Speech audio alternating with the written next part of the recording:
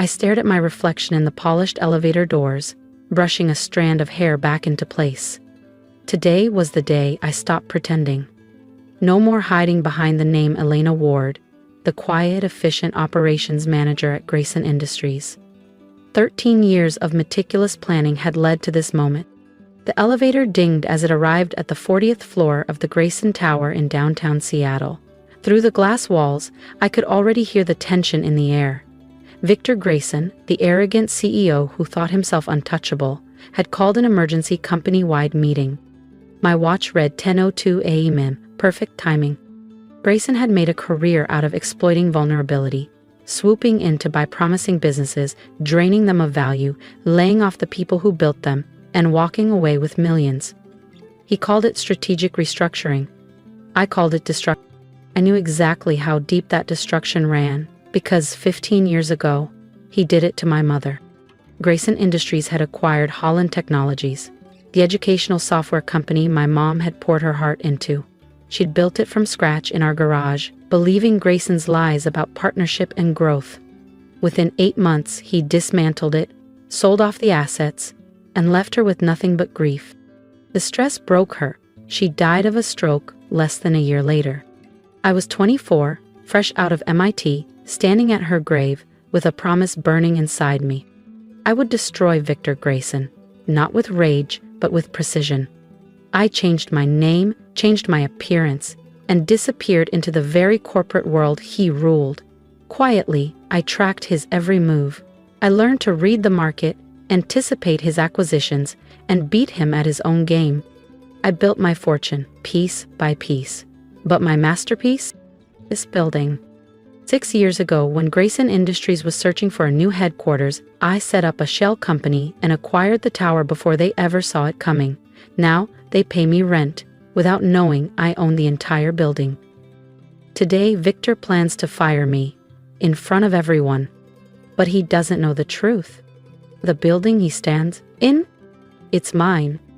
And the eviction notice is already signed. The price was steep, $120 million, 0 cents. But I knew Victor Grayson's ego wouldn't let him pass up the chance to secure the most prestigious address in downtown Seattle. He signed the lease without ever realizing that his bloated monthly rent payments were quietly landing in my accounts. Now, standing at the back of the packed conference room on the 40th floor, I watched him strut to the front. Victor Grayson in all his self-important glory, that designer navy suit, the smug grin, the slicked-back silver hair. Right behind him was his golden boy, Nathan Grayson, recently appointed COO. Nathan gave me a knowing, almost smug glance, as if I hadn't already predicted every move they'd make. They thought they were orchestrating a takedown. Cute. Victor cleared his throat, his voice artificially calm. "I've called this meeting," he began, "because we've uncovered some disturbing activity." His eyes snapped to mine like a trap. "Elena Ward, please step forward." I kept my expression unreadable as I walked to the front. Around me, coworkers fidgeted, eyes wide. Everyone in this company knew what emergency meetings meant. Public executions. Grayson style? "Ms. Ward," Victor continued with exaggerated disappointment, "you've accessed confidential files beyond your clearance. Acquisition models, board minutes, even private investor accounts." He paused for dramatic effect. "Care to explain?" Of course I had accessed them. Carefully, strategically, leaving behind just enough digital breadcrumbs to make it look like I'd slipped up. "I'm not sure what you're referring to," I replied softly, playing the part of the blindsided employee one last time. Nathan stepped forward with a folder in hand, flaring it open like a magician with a trick. "Don't bother lying. We have logs, timestamps, IP traces. You've broken multiple NDAs and jeopardized our upcoming deals." Gasps rippled through the room. Victor crossed his arms. "You've betrayed our trust, Elena. Maxwell Corp. Pardon me, Grayson Industries has no room for disloyalty. Pack your things. Security will escort you out." He turned to the room with a performative scowl. "Let this serve as an example. We do not tolerate sabotage." The irony almost made me laugh. Victor Grayson talking about loyalty. This was the moment I'd been engineering for over a decade. I reached into my jacket and pulled out a sealed envelope. Actually, Mr. Grayson, I said, voice calm but razor sharp, I have something for you. Confused, he took the envelope and ripped it open, only to find a thick stack of notarized legal documents with one line bolded across the top. Notice of lease termination, full building eviction in 30 days. His face drained of color. And for the first time in 15 years, I was the one holding all the power. As Victor stared at the documents, his hands trembling and his empire cracking beneath him, I smiled. For the first time, not out of spite, but closure. If you want to see how he tries to fight back, and how I make sure he never gets up again, don't forget to subscribe. The next chapter is just beginning. One very specific clause was highlighted at the top of the first page. I watched as Victor's face shifted, from confusion to disbelief to something dangerously close to panic. Behind him, Nathan snatched the documents from his hands, scanning them quickly, his jaw clenched, the color draining from his face as reality sank in. This has to be a mistake, Victor muttered, voice shaky. Oh, it's not, I said, finally allowing the faintest smile to break through. Everything is in perfect order. I gestured toward the papers. That envelope contains legal notice of your lease termination, effective immediately. You now have 30 days to vacate this building. Silence. The entire conference room had frozen. All eyes were on us. The air so thick with tension it felt like it could snap. Victor's face was turning a deeper shade with every passing second. You can't do this, he growled. We have a binding contract. I nodded. A contract that clearly states the leaseholder has the right to terminate if the tenant is found engaging in criminal or unethical activity. I paused, tilting my head slightly. Would you like me to start with the fake shell acquisitions you funneled through Dubai? Or the accounting discrepancies in your last 3 quarterly filings? Nathan took a step toward me, fists clenched, but Victor stopped him with a hand on his arm. He knew I wasn't bluffing. The same tactics he'd used to destroy my mother's company, I had documented proof of them all. Then came the question. Who are you? Victor asked, barely above a whisper. I reached up, unpinned my company badge, and placed it quietly on the table. My name is Elena Ward, I said calmly, daughter of Isabel Holland, founder of Holland Technologies. The recognition hit him instantly. He remembered, he had to. Gasps rippled through the room as people began whispering, pieces falling into place. But Holland's daughter disappeared years ago, Nathan scoffed. I didn't disappear, I said, locking eyes with him. I planned, I rebuilt. I waited. Then I reached into my coat and pulled out a second document. And I didn't just buy the building, I added. I owned quite a bit more. Victor's hands trembled as he read the shareholder breakdown. Years of anonymous acquisitions, all traced back to me. It wasn't a controlling stake, yet, but it was more than enough to throw the company into chaos if I ever sold them publicly. What do you want? Victor asked, his voice hollow. Before I could answer, the elevator chimed again, and in walked a team of security guards. Not his guards. Mine. Security guards who had worked in this building for years weren't loyal to Victor Grayson. They were loyal to me, the owner. Ms. Ward, said John Langley, my head of security, would you like us to begin the evacuation? I let the question hang in the air for a moment, savoring the weight of it. Then I smiled. Not yet, John. I think Mr. Grayson and his son could use a moment to absorb this. But please, make sure no one leaves with any sensitive materials. We wouldn't want important evidence to mysteriously disappear. Victor's face was a picture of restrained fury, his fists clenched, his pride collapsing. For over a decade, I'd endured his arrogance, his sneering dismissals, the smirks during meetings when I spoke. I'd been invisible by design. And now he couldn't ignore me if he tried. But this was only the beginning. Phase 1, taking their building and unraveling their comfort zone, was complete. Now it was time for Phase 2. I turned to face the crowd of employees, most of them still frozen in stunned silence. Everyone, I said calmly, please check your emails. You'll find a new employment offer waiting in your inbox. Heads turned. Phones came out. Murmurs rose.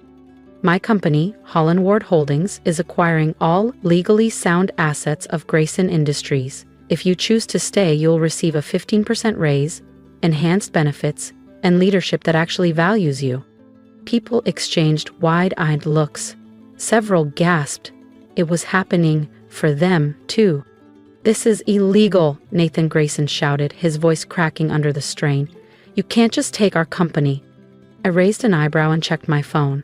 Actually, in about 2 minutes, the SEC will be releasing a statement confirming their investigation into Grayson Industries' financial activities. Victor staggered backward, grabbing onto a desk for balance. "You've been planning this," he said, voice low. 10 years, I replied evenly. "The same amount of time it took you to destroy my mother's company, Holland Technologies." His eyes widened. The connection was no longer just a theory, it was truth. And then every phone in the room buzzed at once. The SEC's press release had dropped right on schedule. Gasps filled the room, screens lit up with headlines. Grayson Industries under federal investigation, fraud, offshore laundering, misconduct allegations. Victor and Nathan stared at their screens, pale and speechless. I stepped forward, my voice rising just enough. "The building, that was just the start. While you were too busy watching me slip up, I was documenting every shell company, every off-the-books transfer, every single falsified ledger." I paused, letting the silence sharpen the moment. "Did you really think I spent a decade in your shadow just to take your office space?" John and his team formed a line between the Graysons and the elevators. Outside the glass walls, the press had already started gathering. And this time, they were here for my story. Through the floor-to-ceiling windows behind me, I could already see news vans circling the front of the building, satellite dishes rising like vultures ready to descend. Flashbulbs flickered below. This wasn't just a corporate collapse, it was a reckoning. "My mother believed in building things," I said, turning my gaze toward Victor Grayson. "She created jobs, empowered women in tech, invested in people. But you only know how to dismantle, exploit, and destroy. How many lives have you ruined? How many dreams have you gutted just to line your pockets?" Nathan surged forward again, but 2 of my security guards stepped in, gripping his arms with quiet precision. "You'll regret this," he snarled, his voice soaked in entitlement. "We have powerful allies." I tilted my head slightly. Had powerful allies? Check your phones again. Right on cue, another wave of alerts buzzed through the room. Screens lit up as the top business networks reported the rapid collapse of Grayson Industries. Shareholders were bailing, investors distancing, affiliates issuing statements. The stock? Already plummeting. "Loyalty fades fast when there's nothing left to gain," I said calmly. "Oh, and those offshore accounts? The ones you thought were safe in Zurich and the Caymans? They're being frozen as we speak." Victor's knees buckled slightly as he collapsed into a chair. His image, the titan of Seattle finance, crumbled in front of his employees. "You've destroyed everything," he whispered, almost to himself. "No," I corrected softly. "I've salvaged what was worth saving. The healthy parts of Grayson Industries will continue. Under new leadership, with better pay, better ethics, and a future." I turned to face the employees once more. "You have a choice. If you stay, you'll be part of something new, something that creates real value instead of tearing it down." There was a beat of silence. Then Sarah Chen, a gifted developer who'd been overlooked for years, stood and raised her voice. "I'm staying." One after another, voices followed hers. "I'm staying, count me in." Finally, Nathan looked around, watching his kingdom slip away. "Dad, do something," he choked. But Victor Grayson didn't move. His reign was over, and he knew it. "You'll be given 1 hour to clear out your personal belongings," I said firmly. "After that, neither of you will be allowed back inside this building."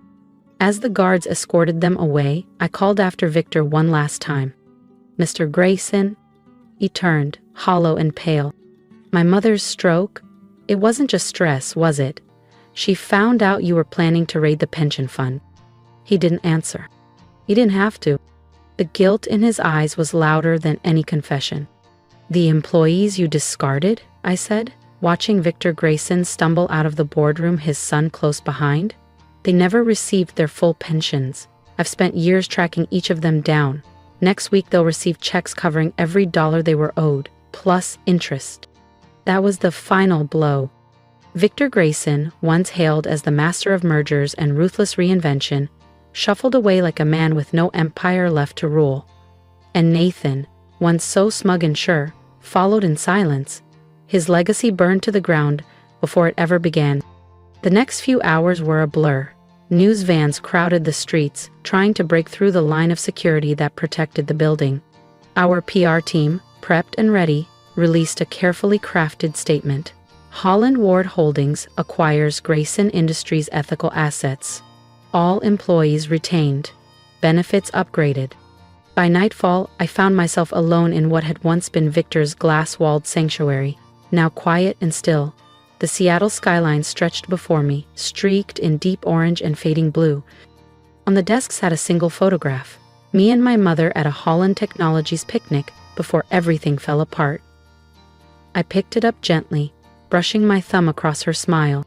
"We did it, Mom," I whispered. "We made it right." A soft knock at the door pulled me from the moment. Sarah Chen stepped inside, holding a folder. "Ms. Ward," she said, "the transition team is ready." I turned from the window, offering a calm nod. "Just call me Elena," I said with a small smile. "We've got work to do." She grinned. "They're calling this the greatest corporate takedown they've ever seen." I shook my head. It was never about the takedown. It's about what comes next. My mother always said a company isn't just about numbers. It's about people, ideas, and doing the right thing, even when no one's watching. As we walked down the hall together, a strange lightness settled in my chest. After 10 years of waiting, hiding, and maneuvering, it was finally over. The next morning, I entered the lobby, my lobby. The Maxwell logo was already coming down. In its place, Holland Ward Technologies. Employees passed by with nods, not to the analysts they once ignored, but to the woman who'd taken it all back, not just for revenge, but for restoration. Victor and Nathan would face federal charges. The SEC would handle that. But I had a different mission now. Rebuilding. My mother taught me success isn't just about profit, it's about purpose. And now, with the past behind me, I could finally build the kind of legacy she always dreamed of. Because in the end, the greatest revenge isn't destruction. It's creating something worth remembering. If you've made it this far, thank you. Not just for listening, but for seeing me. For years I was invisible, just a quiet name on an org chart, underestimated, dismissed. But I learned something powerful in that silence. You don't need to shout to make an impact. You just need to know your worth, hold your ground, and move with purpose. If you've ever been overlooked, if someone has torn down something you cared about, I want to hear your story in the comments, because your voice matters. And if this resonated with you, if you believe that the best revenge is rebuilding something better, subscribe. Not for the drama, but for the reminder that integrity, patience, and grit do win in the end. We're not just telling stories here, we're rewriting legacies. And maybe, just maybe, you're closer to reclaiming yours than you think. Let's rise together.